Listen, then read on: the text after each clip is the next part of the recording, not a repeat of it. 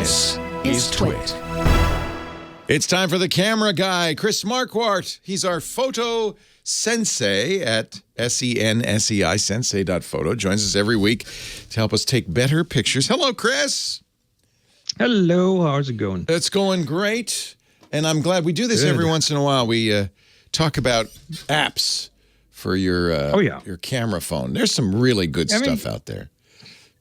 You know, I was out today, or we were out today, and Monica brought her camera, like the proper camera, and then we realized that the iPhone is so much more versatile in so many respects. So, I looked at some smartphone apps. You didn't put away the fancy camera and use your phone, did you? Well, she did. I only brought my phone. She brought her camera, and she put it away in the middle. Oh, you beat me. That's really true these days. She didn't have a wide angle, but she needed one, so it's in the iPhone, right? So it's simple. So did she borrow? Did she borrow your phone? No, she has her own phone. So we ended up. I ended up looking at some apps some for iOS, some for multiple platforms. So. That I've used every now and then. And one that I used all day today was Argentum, which is an iOS app. Yeah. And I think I've recommended that before. You have, and I love it. I love it. It's a black and white camera, and there's like one of those filters that you can enable is free, and I love the AA filter, which is the Ansel Adams filter. It gives you this gritty black and white with amazing contrasts. So for landscapes, Argentum is. It's also nice when you're running this app because you can only see black and white, and so which I love. But sometimes when you're shooting color, it's hard to visualize what the black and white would look like. So you just fire up Argentum, and now you're seeing everything in black and white. And it has filters so you can have Ansel Adams style black and white, but there's other styles too. Yeah. There are other styles, but that's the one. That's my go-to. It's just, hey, you can't do better than that. It's a lovely thing with contrasts. Argentum. I think it's iPhone only, but yeah. That's iPhone only. Yeah. The next one is a multi-platform. Actually, lots of platforms. It's a strange animal. It's called Polar, Polarr. And it's a subscription, so watch out. You'll have to continuously pay for that. It doesn't even have a web app. I feel like it has a web app as well. It runs on the web. It runs on Android. It runs on iOS. It runs on, I think, at least a couple more platforms.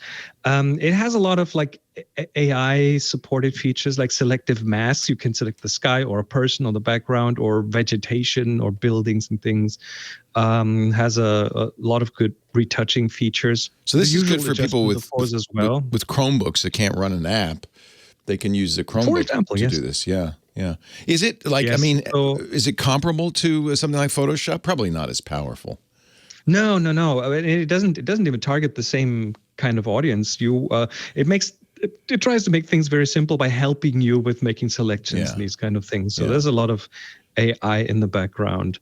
The third one I want to talk about is just out for the iPhone. It used to be on the iPad, but now it's on the iPhone. Pixelmator Photo. This is such a good app. Yeah, I think they have a discount right now. I think I paid €3.99, so it's in the lower range. And they have a whole bunch of interesting things in there, including, like, of course, they have machine learning in there. So you can choose to have certain aspects of your photo, the colors or other things kind of automatically handled.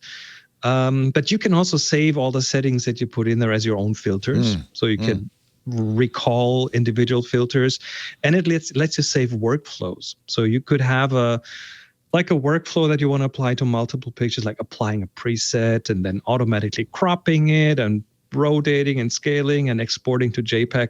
And that is all built in there, and it's available on the iPhone now, which is we had a caller who was having trouble with his Lightroom Classic and his iPhone images. Come to think of it, these days, you might just use apps on your iPhone instead of trying to move it over to a computer. I mean, Pixelmator Photo is pretty much everything you'd want, I think.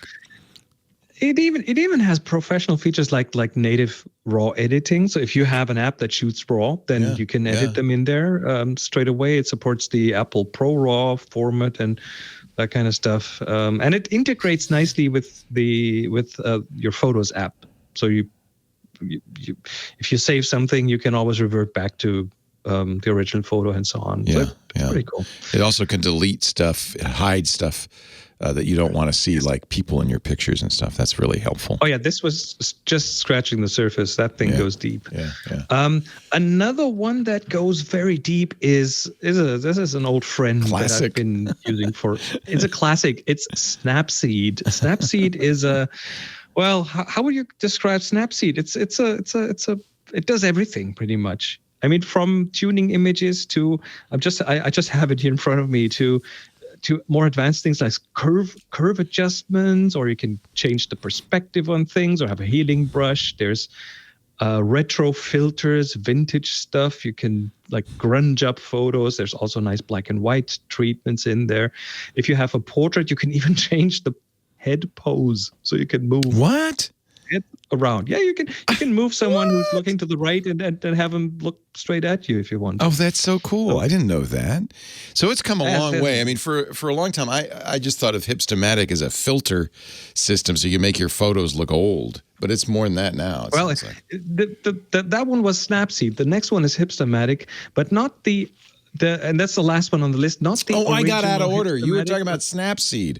I'm sorry. I was talking about Snapseed. When you said oldie but goodie, I immediately went to Hipstamatic. Yeah. No. Snapseed has been around for years as well. You're right.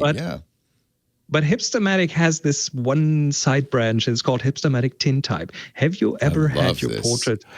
Have you ever had a Tintype portrait taken of yourself? No. Now, because that's like from 1890. Older. This is 1850s technology. 1850s. Wow. And these Tintypes have a really specific look, and they have a specific depth of field and the way they treat the contrast. It's really amazing looking. And Hipstamatic Tintype simulates that in a fairly convincing way. And you can change like how it goes out of focus to the side. And get Hipstamatic Tintype, take a selfie, and then you'll see what it can do. So it's a separate app from Hipstamatic. It's one called Tintype. Okay. It's nice. Hipstamatic Tintype. Yep, and it's a separate app. It's an iOS, unfortunately iOS only, but just play with it. You'll thank me for it. Yeah. Wow. Make everybody look like they're in the cowboy days. Wow, how fun! If you wear the proper period clothing, attire, then that might be really convincing. Yeah. So that's 5 apps for you. 5 great apps, which, it's funny because one of the premises of you coming on is to make people want to take more pictures. And those apps make me want to take pictures. I want to go out and take, tintypes of everybody. And how fun is that? So that's only 99 cents, the Tintype app. So that just got my buck. They just got my dollar. If you want, we'll put a link to all of these up on our show notes at techguylabs.com. So you don't have to scribble and write everything down. I should have probably told you that ahead of time. And of course, if you want to follow Chris Marquardt and his photography, best to go to his site, sensei.photo, sensei.photo, or to his podcast, Tips from the Top Floor, which is an excellent photography podcast, longest running photography podcast out there, tftf.com. Our subject of the month for our photo assignment is lazy. Is it? No, bright. Bright. Oh, lazy was last. Bright. See how lazy I am? I'm doing last month's. Bright. Take a picture, upload it to the Tech Guy group on Flickr. In a couple of weeks, Chris won't be lazy. He will review some of your images. Leo Laporte, the Tech Guy. Thank you, Chris.